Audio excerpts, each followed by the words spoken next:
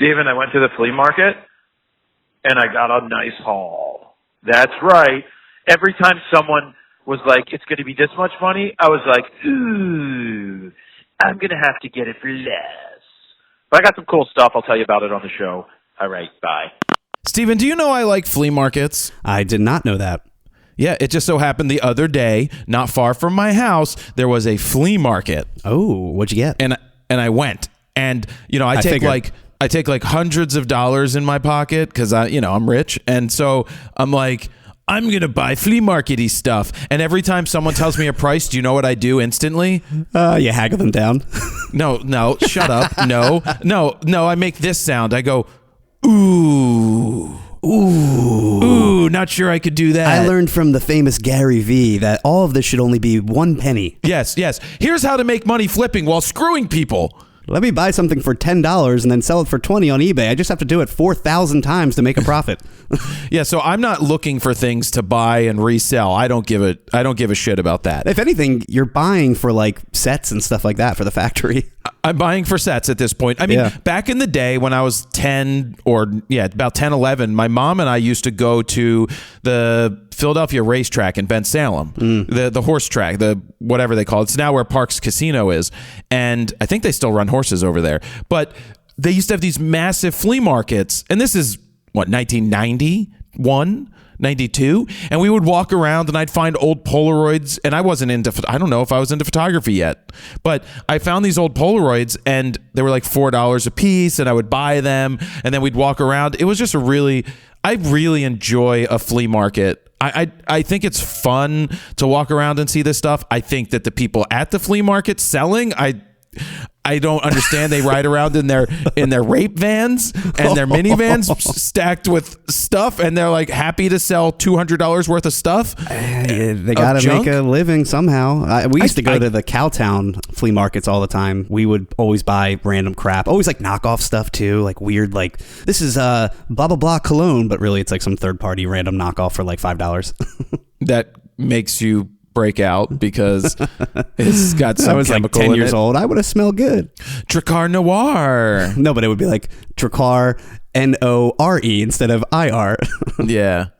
What I always so for this one, they actually had one that's very similar 4 or 5 months ago, and they brought it back. So some of the same people.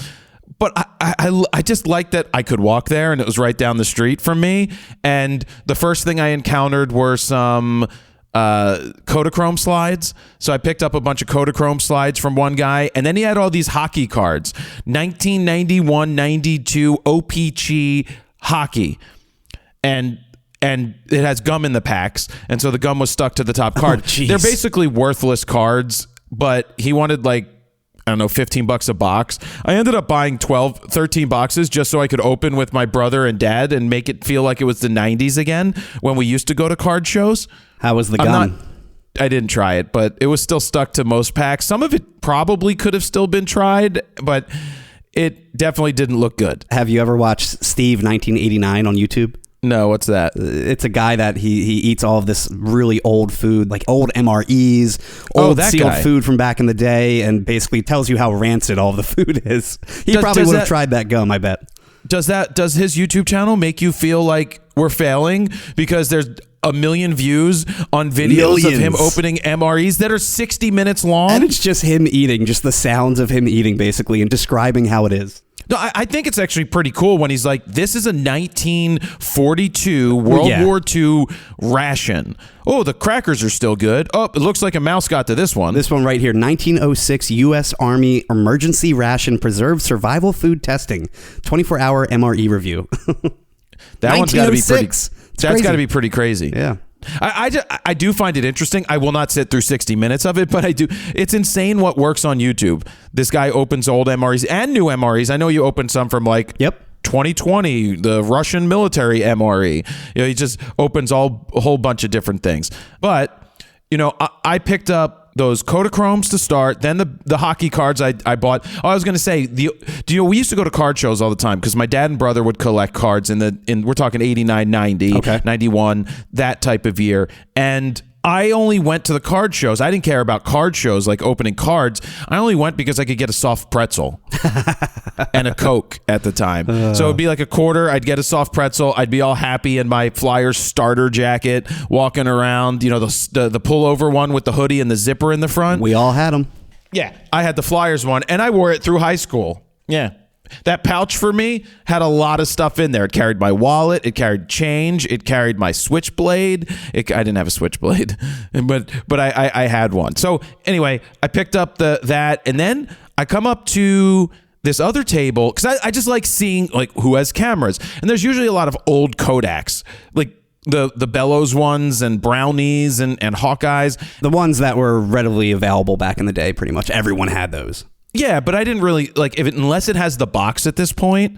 I don't want it because the boxes are cooler than anything else. That's true. And sometimes people just price it too high. I remember when with the Kodachrome thing, the guy's like, it's $25.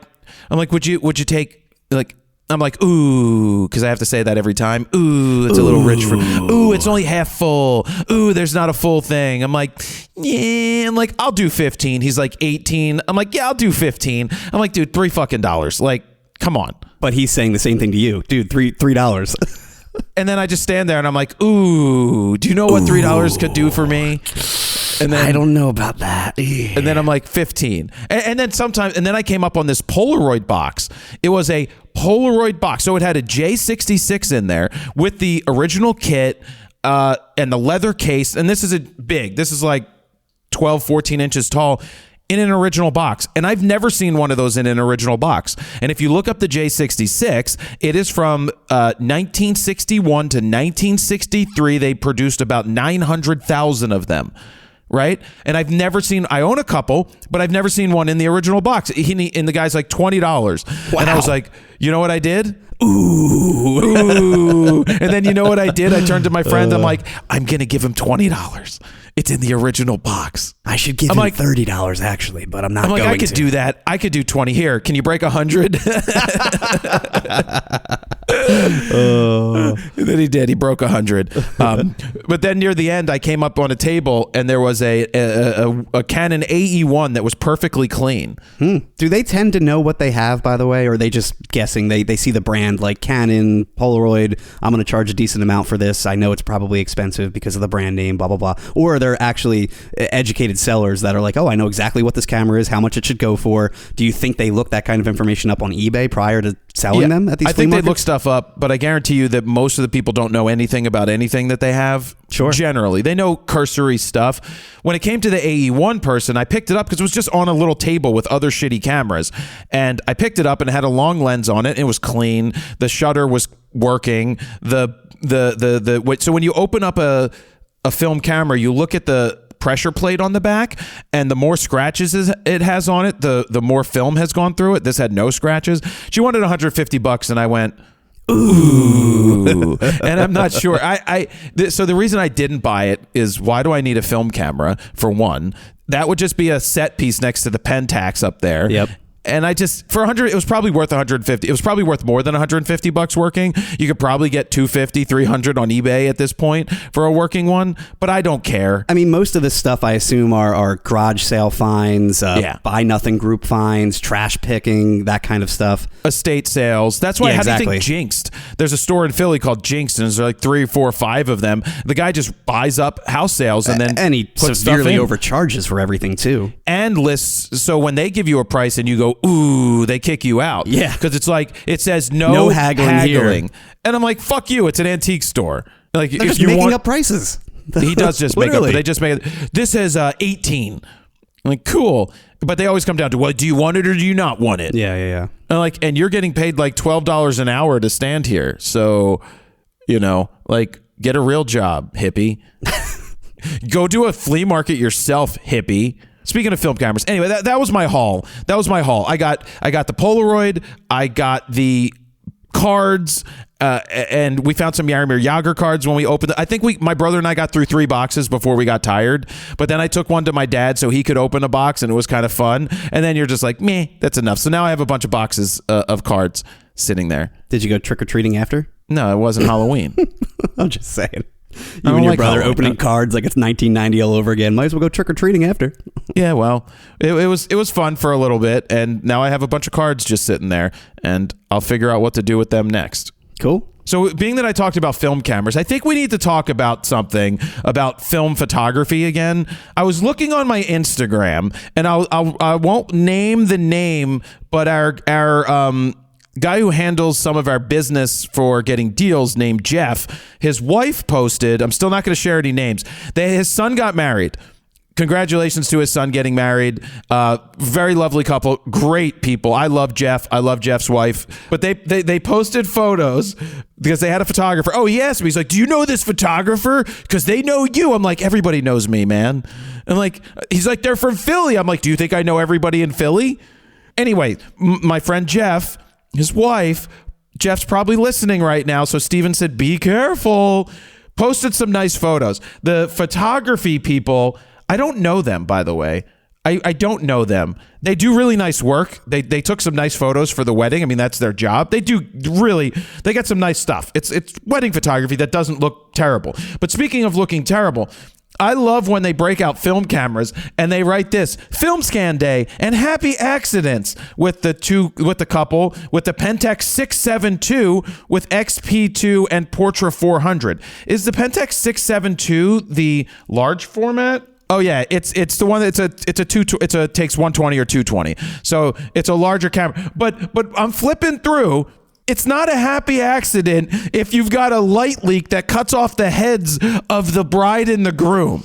I think that's just called an accident. It's just called you fucked up. Or the photo, the one I don't get, Steven, is the one where in the foreground, it's the bride and the groom completely obliterated out of focus, but the beach is in focus. At least that one makes a little more sense than the light leak one that is chopping off their heads. Oh, and then they have a light leak one that's chopping off their legs. God, I love film. Film is just so great. Film just feels so good.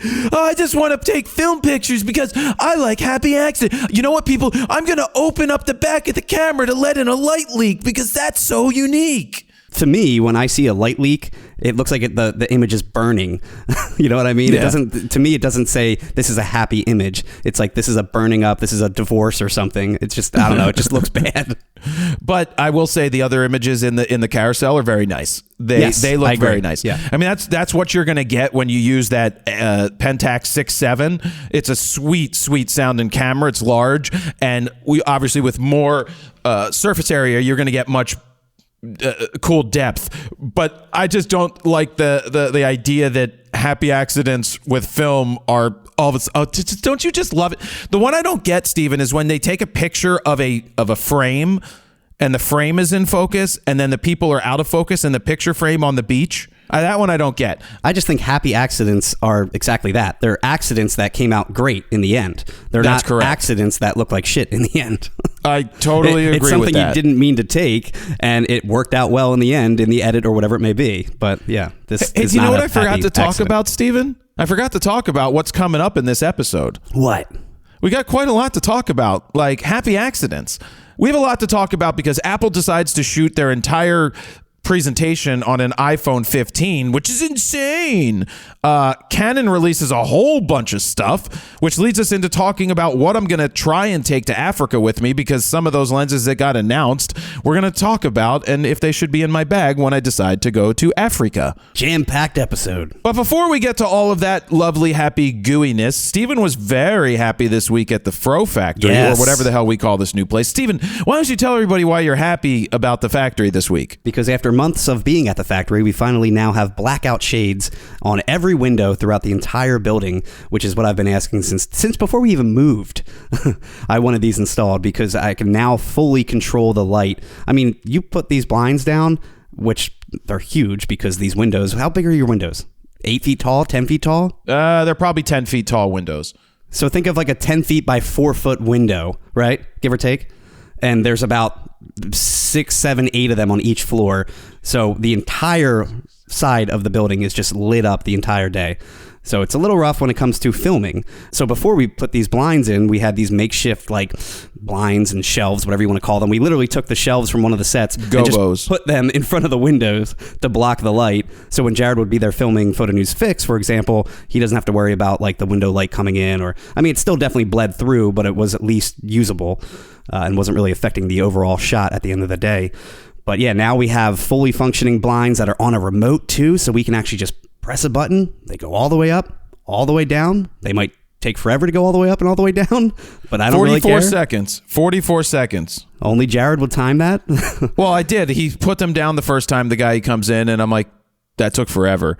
But compared to my house, I think they're shorter. They're like 4 feet shorter, so of course it's going to take a little longer. Sure. Then he's like, I could speed it up to the level 3, but if you do that, it uses more power, and then you have to charge the batteries sooner, and that's a lot of charging of batteries. We hope to get 700 pulls out of it. And the reason we went with the remote control option is because before at the factory, the old factory, we had just pull chains that we would have to manually go to each window, pull them all the way up, pull them all the way down. First world problems, but that was a pain, so we would rarely put the blinds up. So we were just in a dungeon at all times. Now we just hit a button, they all go up. We keep them up throughout the day until we need to film, and then they all go down. And they go up, and they go up, and they go up.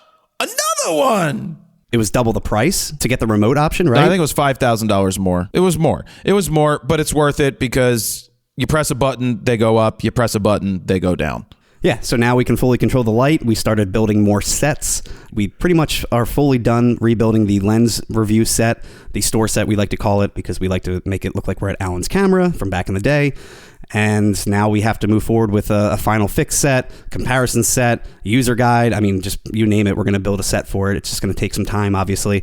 But I didn't want to build those sets out beforehand because I knew the blinds people would basically have to rip them apart to install the blinds. That's why we had to wait a couple months to finally get to the sets. Yep, but they're in and they're good and they block light. That's what they do. As long as the damn mechanics work for long term. And if you recall, when we did the initial walkthrough of that building, which was super random, you're like, I think I'm going to buy this place. I'm like, what? You're like, yeah, you should come by and take a look. I'm like, what are you talking about? We're buying a new place, moving?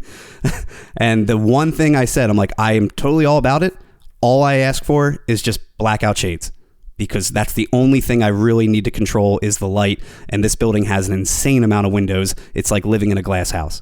Don't throw rocks. Like the house from 13 Ghosts. I don't know 13 Ghosts. You never saw that?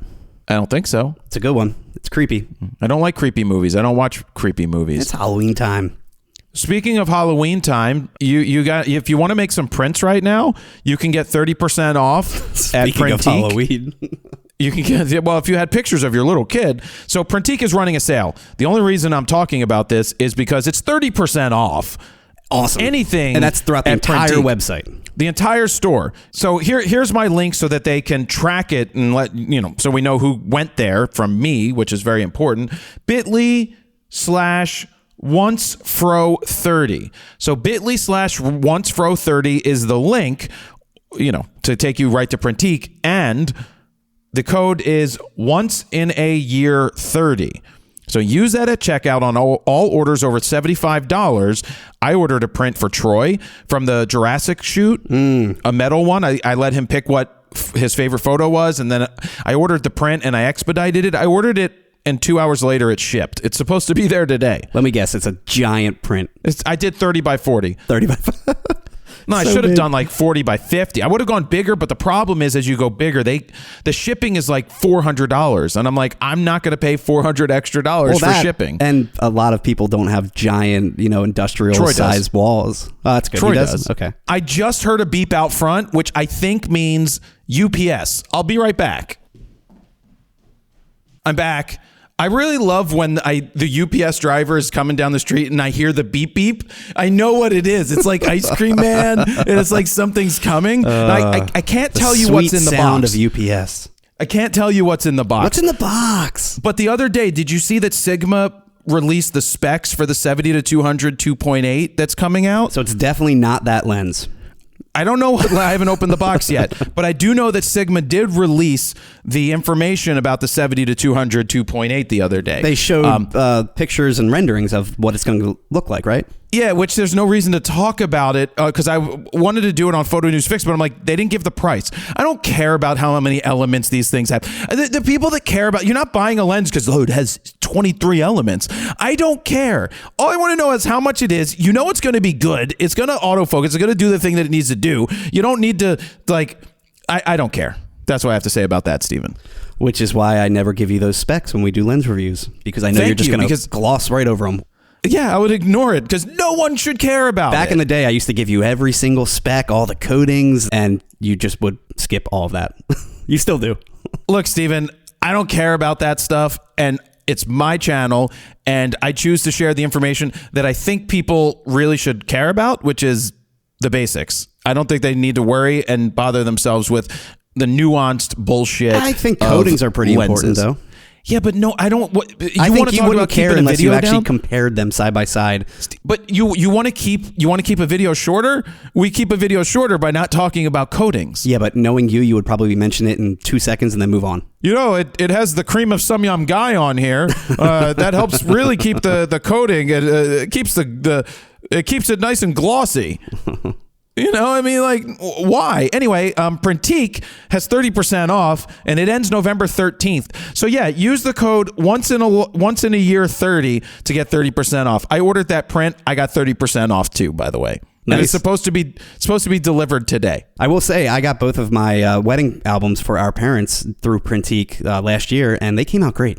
Back in the day, I used to charge like $1,000 to $1,500, and what you would have to do is you would have to get the prints made, then you would have you would slide them into the pages, and then you would use this two-sided tape to tape them. It was such a pain in the ass. Now you build everything digitally.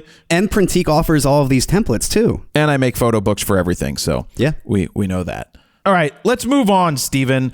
I didn't say this to anybody yet, but I being that I'm going to Africa, we got to get some videos in the can before I go. Which we've started doing. One of the easy ones to do that I haven't done in a long time, but I was like, why don't I do a critique of people's work, but they get to submit one image, and it's going to be their best of 2023.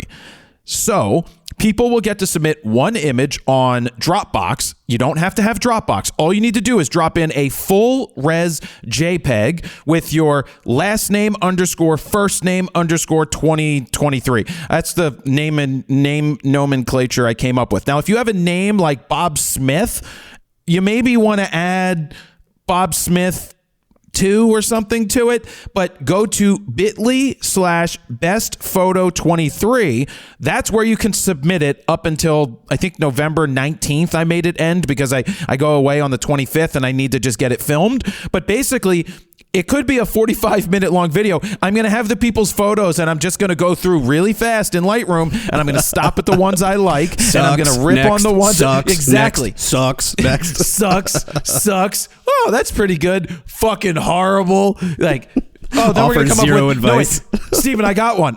You ready? Sucks. Amazing, sucks. Oh, it looks like a happy accident. Oh, you cut off the bride and groom's head? What a great photo. You should pay a lot of money for this. Oh, this one's the best photo I've ever seen in my life. Oh, that's because I took it.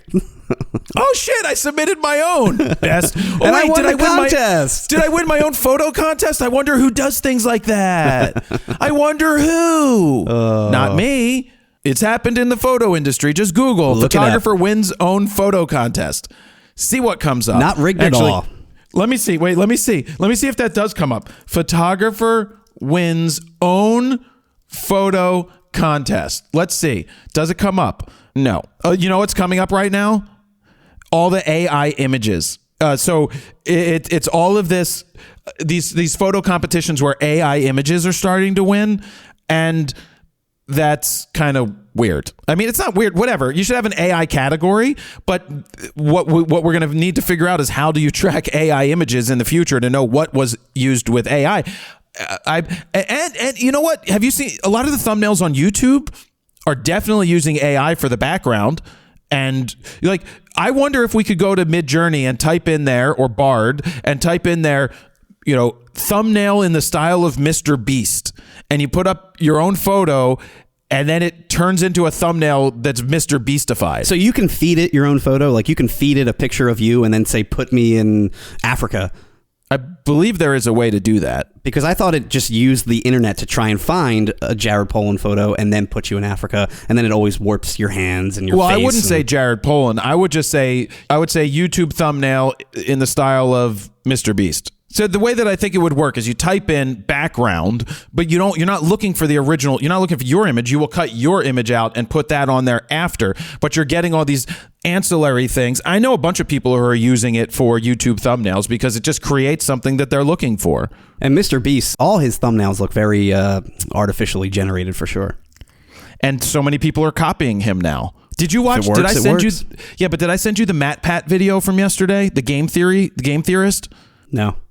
So after this, look up the Game Theorist. He did a whole thing on the style of videos that is taking over YouTube right now, which is the Mr. Beast style of doing things. And he talks about how it's obviously not good because it's every 6 seconds they're trying to give you another dopamine hit to keep you watching for longer. But it's gotten bad. It's like it used to be I ate a burger and I reviewed it. And then it was I ate the top burger at these 3 food chains, and then someone else is like I ate a burger at 24 different places, and then it was like eating the most expensive hamburger, $1 million, eating the largest hamburger ever made, and that's where it starts to become porn. It becomes this like how big can you make it, like $1 to $1 million hotel room, and it's like it keeps adding zeros, and it's just shock porn. value.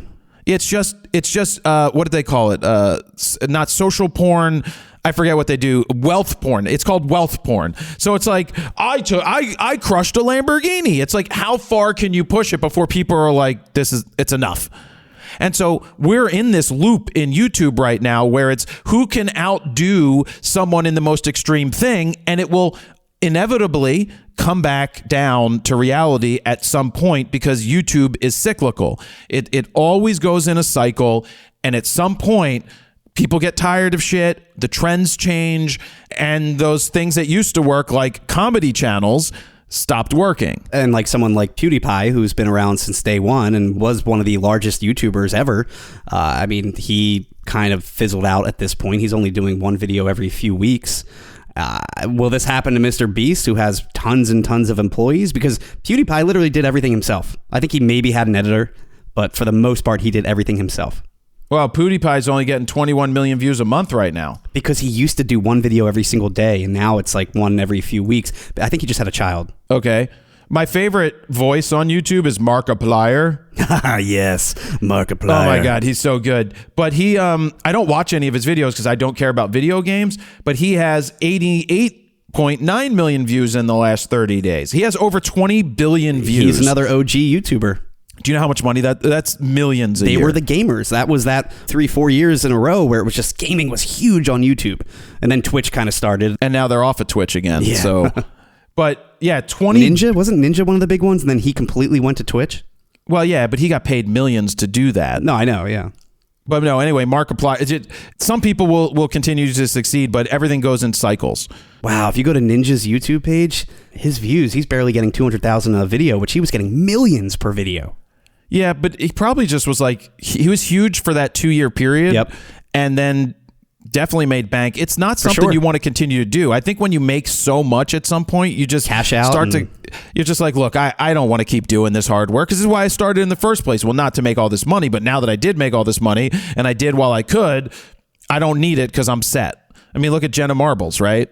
Yeah, she completely quit YouTube, and who knows what she's up to these days. So anyway, let's bring this back to photography stuff. Let's get into this. Apple shoots on iPhone 15. So the other day, October 30th, they did a spooky, scary, or scary fast event. Apple did that. They did at 8 o'clock at night, which is weird Makes it for them spooky. to do an announcement at 8, I guess.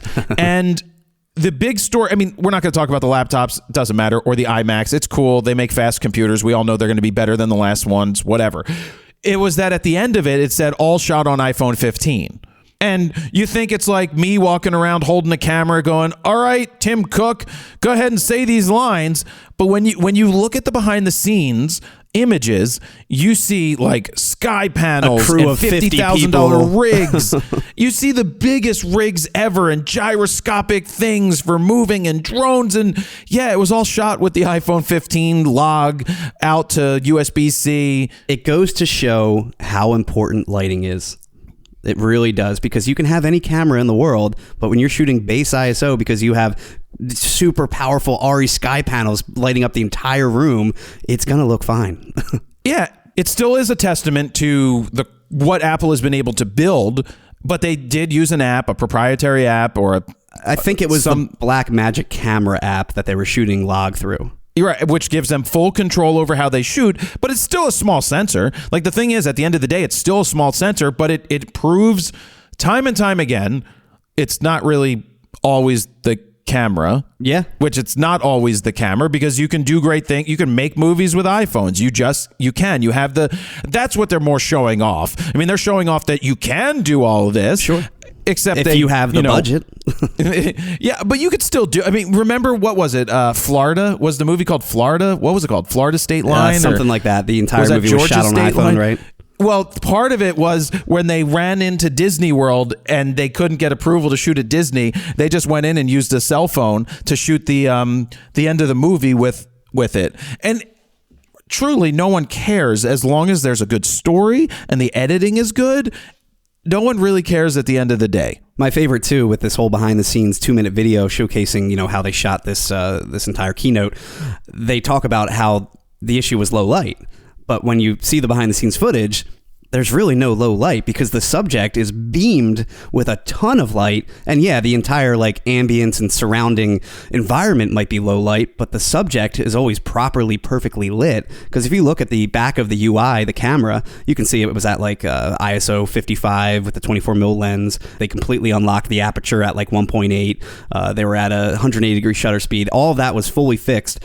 What I don't get is how they were able to shoot to an external recorder via USB-C, but then also use a follow focus. Does the app do that? Does the camera connect? I feel like because they were shooting an Apple keynote, I'm sure Apple gave them like an unlocked special phone that had more powers than a normal iPhone that a standard user would get.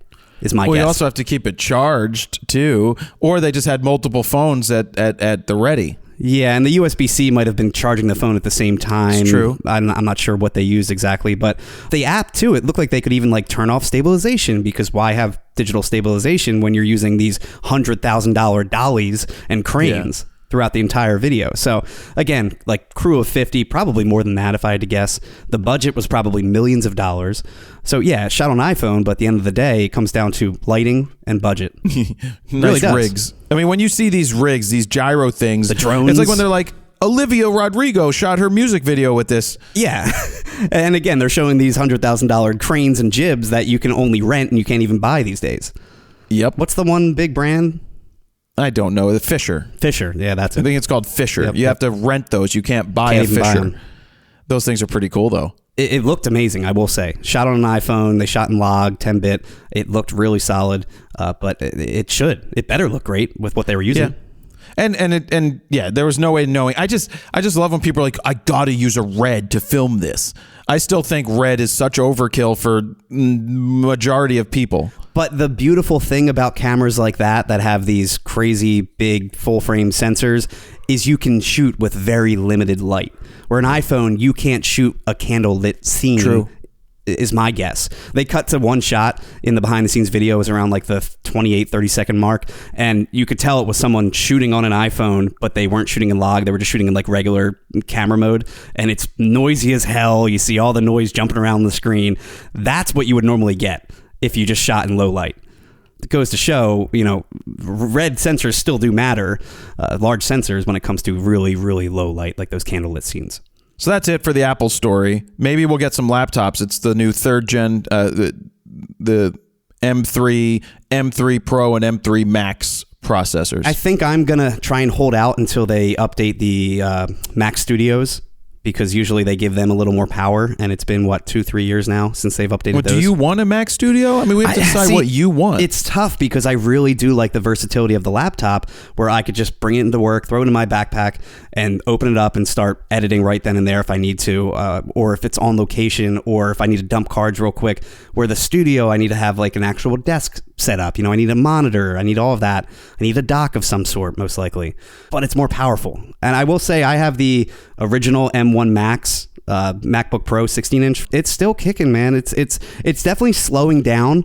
I've noticed that if I don't restart my computer almost every time before I start doing like a heavy edit, it does start to lag behind a little bit. But I also think that's because of all of the, iOS updates and all of the Premiere updates. And now it's starting to just fall a little behind the rest of the newer MacBooks. Yep.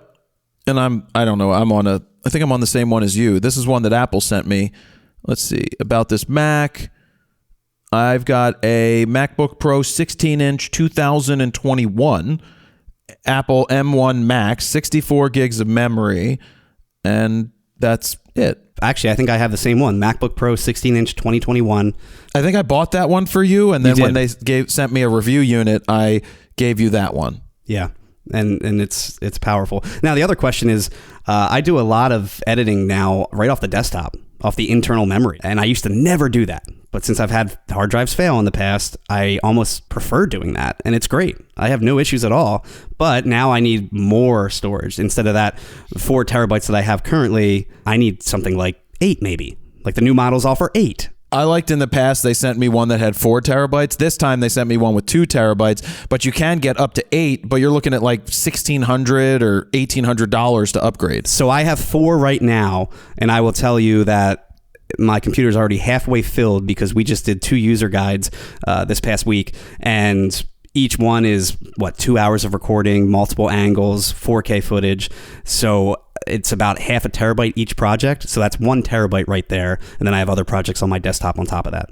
And that's only after a week or 2 of filming stuff. And then I usually dump that onto my archive drive after. Let's move on to the big stuff. You ready to move on to the big stuff? Mind-blowing news. Mind-blowing clickbait. Well, at least it was good mind-blowing clickbait because it follows through. We're talking about what we titled the Canon's mind-blowing announcement. Sorry, Sony and Nikon.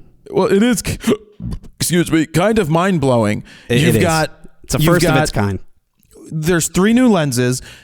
One is ultra super revolutionary. The other is kind of revolutionary because there's been nothing like it. But we'll start with the basic 10 to 18 millimeter RFS lens, which is what they came out with for the RFS wide angle, which basically replaces the 11 to 22 on the EOS M lineup. So now it's a 16 to 29 millimeter full frame equivalent versus whatever the 11 was. That was more like a 17 or 18 to 35. That's that. There's not much we need to talk about that lens because it's the next 2 lenses, which are the truly mind-blowing ones that we didn't get our hands on because no one in the United States got their hands on any of these because there were so few samples, not counting B&H, who always is B&H. So they get a hand-delivered version to test for an hour. And we just got briefed on them days ago. It wasn't even that long ago.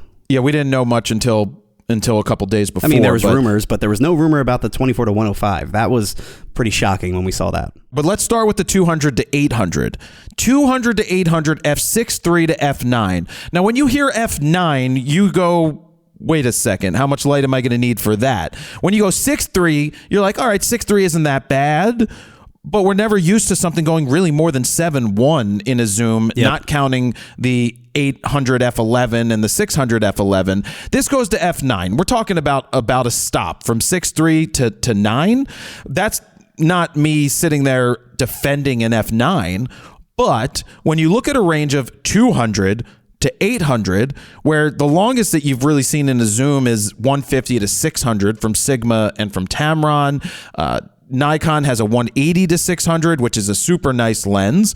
This goes to 800. Goes to 11. Yeah, it goes to 800. Now, I always say it with people who think that they need more reach. You never had this amount of reach. You never had 600 reach in the past in a zoom lens for people, and they always complain, it's not enough. Well, you're so far away from the little bird that you either need to get closer or not shoot it at all. And 800, there's going to be issues at 800 if you're shooting in hot weather, on AstroTurf, wherever there's heat waves at a distance. Just heat waves become more prevalent the more you zoom in.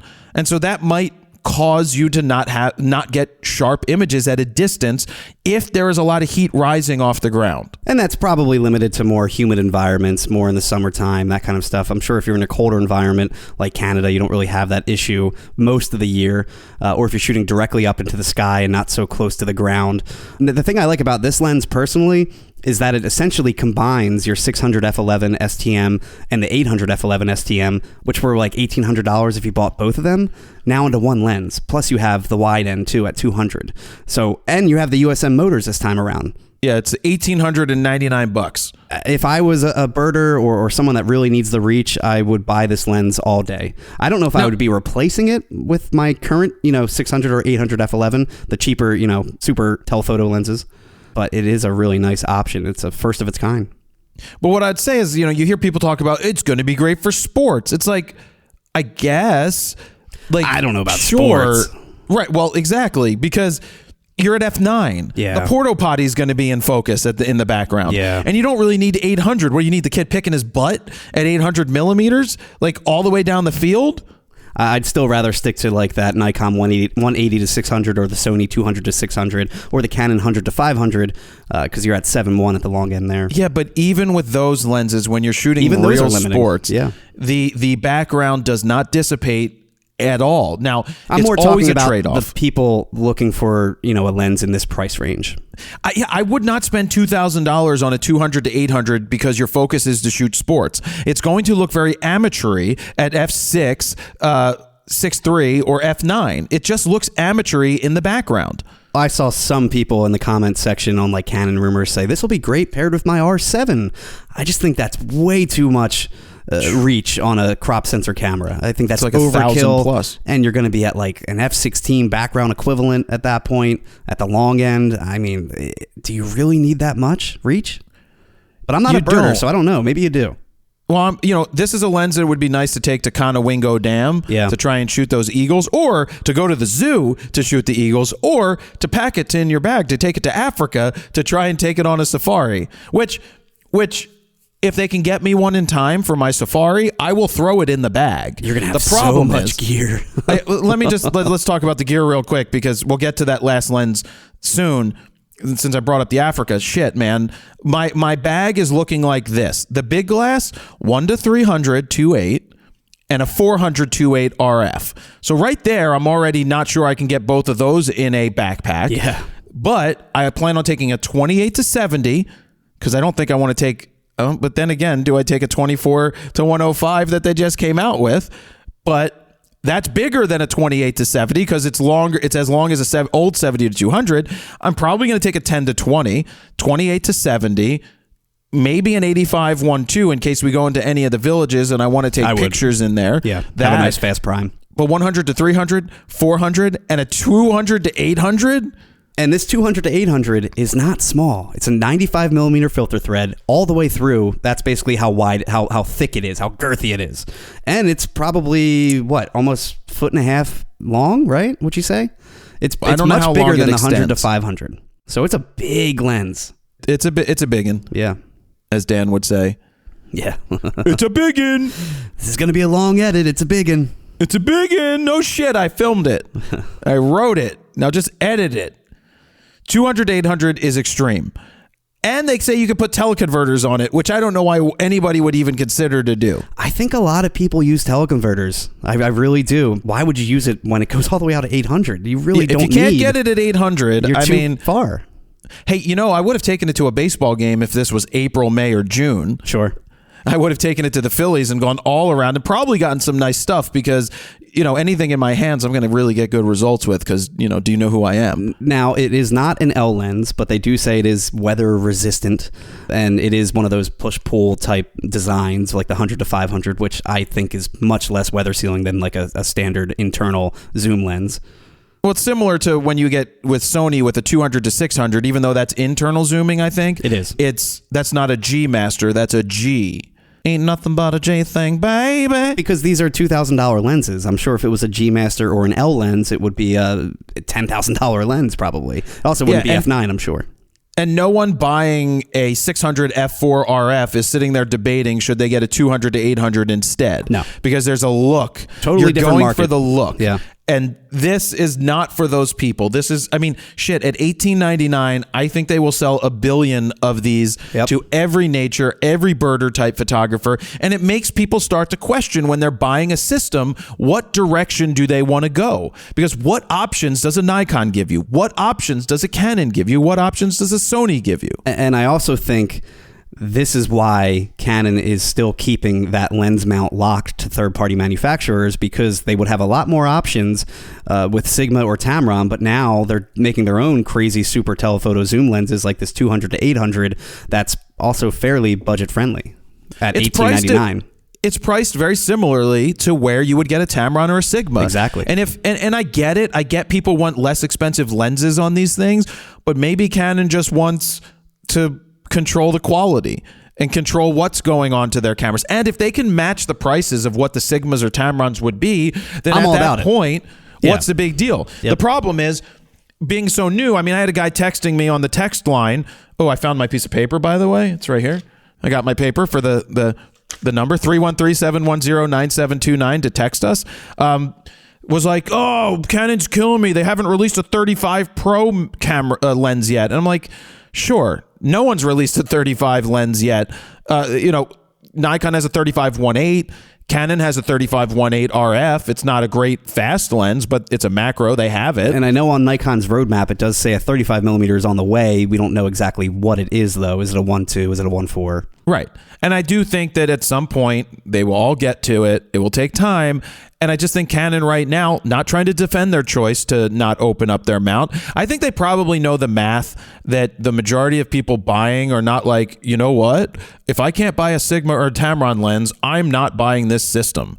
I just think at the end of the day, the people buying it are like, whatever. I have these options now because there are a lot. Yeah, I keep going back to the Sony E-mount, though. The amount of lenses you could buy on a budget with Tamron and Sigma on the E-mount, it's pretty incredible compared to Canon's current lineup.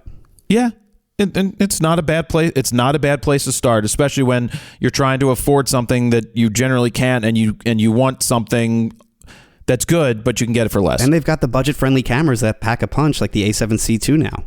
So yeah, they do. But the ultimate of ultimate lenses that we never really considered, an RF 24 to 105 2.8 LISZ. USM as well. USM-Z. Now, no, doesn't mean it's compatible with the Z mount. Z stands for something else. But this is a 24 to 105 2.8 all the way through. This would have been my dream lens back in the day. Like photographing a concert, I always had like a 16 to 35 2.8, a 24 to 70 2.8, and then a 70 to 200 2.8. Rarely was I at that 200 millimeter long end. I usually was in that 24 to 70 range, but I always needed a little more reach. 2.8 was always needed because we were shooting in low light concert situations, and this lens would have been ideal. Now, it's not cheap. We'll get to that price in a little bit. But this would have been the perfect lens for me, and also the perfect lens currently to run and gun with video-wise. Yeah, you're looking at a lens for concerts that would be fantastic, a wedding lens that would be fantastic, because you could get the wide angle of the bride and groom, and then you can have happy accidents where you cut off their feet. Perfect. At 105. But it's straight through, but it comes at a cost. Straight through, yep.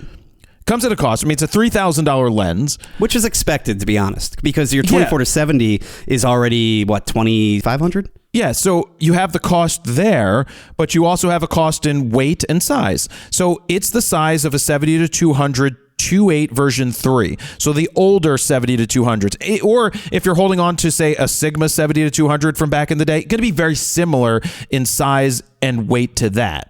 We haven't held on to it yet. I just looked it up. The 24-70 LIS RF version is $2,100 on sale right now, probably because this lens just got announced. But it's normally $2,400. So it is almost $1,000 difference. Well, a lot of it comes down to size. But when you, for video, for Steven running and gunning, to have the ability to use a 24-105 f2.8 instead of an f4, the f4 is going to be much lighter, but this is going to be pretty insane. Well, and that was always the dilemma when I would pick out a lens to run and gun and chase you around was, do I go with the 24-70 for the 2.8 nature, or do I go with the 24-105 for that extra reach, although it's an f4? Now, best of both worlds. So this will be my ultimate run and gun lens for sure. I never really needed wider than 24. Anything past 105 was just, I just move my feet usually. Exactly. But the Z part stands for Zoltan. Power zoom? Yeah, power zoom. So you can get these attachments. Now, Canon wants us to let you know that this lens is not a servo, not a cinema lens. Not a cinema lens. Yeah, it's really not many, but it can do video, but it's really a video. This is a very video-centric lens, especially with the Z, which is the first lens that allows you to put this attachment on it. There's two different attachments for a powered zoom. One's $999, one's $1,200, and it allows you to control the zoom from two buttons. Yeah, I mean, it gives you that camcorder-like feel with a powered zoom. They did this with the 18-135 when the ADD came out, if you recall. We actually did a video on that. Or ADD. Real World. Yeah, ADD, not ADD. ADD. But it was an 18-135, 3.5 to 5.6. It was an EFS lens, though, so it was meant for crop sensor bodies. But we loved it for the video production for that ADD review. And it had the same type of pins that you would attach the power zoom adapter to. So really unique. I don't know why it took them this long to put out another PZ type lens. Well, like I said in Photo News Fix, it's like they threw everything they could, including the kitchen sink, at this lens. They really did. It has a new iris control. It's the first Canon RF lens or even EF lens that had an iris ring on it, so you can change the aperture and lock it. And I couldn't say this in news because it would just take up more space, but you can't manually wait, what is it? What did they say? That you have to wait for the new EOS cameras coming out in 2024 to take advantage of something smooth aperture changes? I do know they said that right now it currently only works in video mode. It won't do anything if you're in photo mode if you're trying to adjust the iris. Oh, that's right. So, right, for video mode only, you can use it, but to unlock the photo mode to use the iris, you're going to have to wait till new cameras come out. That's it, new yeah. EOS in 2024, which doesn't matter. I don't care about an aperture ring when it comes to shooting at all. I just would leave it locked, but literally threw everything at this lens, and I can't wait to get my hands on all of them to try them out. But I will say during that presentation, they really did focus on video, and I was getting a little nervous that this was only a video-centric lens, but then they brought out, the fact that you could still clearly use it for photography, and, this is a great photo lens too, and it'll work great for stills, and so I'm glad that it's definitely a hybrid lens when it comes to photo and video. And it's not just like a cinema. At first, I really thought it was like a cinema lens, and they made a point to say it's not. And I think the debate for me is I have a 28-70, which is a $3,000 lens, by the way. Well, now it's like, do you really just need the 24-105 and then 100-300 2.8? You pretty much cover everything from 24 to 300 in the 2.8. You can cover quite a bit right there, but it's just like there's still a look to a 28-70 f2. Definitely. So that to me is still, I want slightly better than 2.8.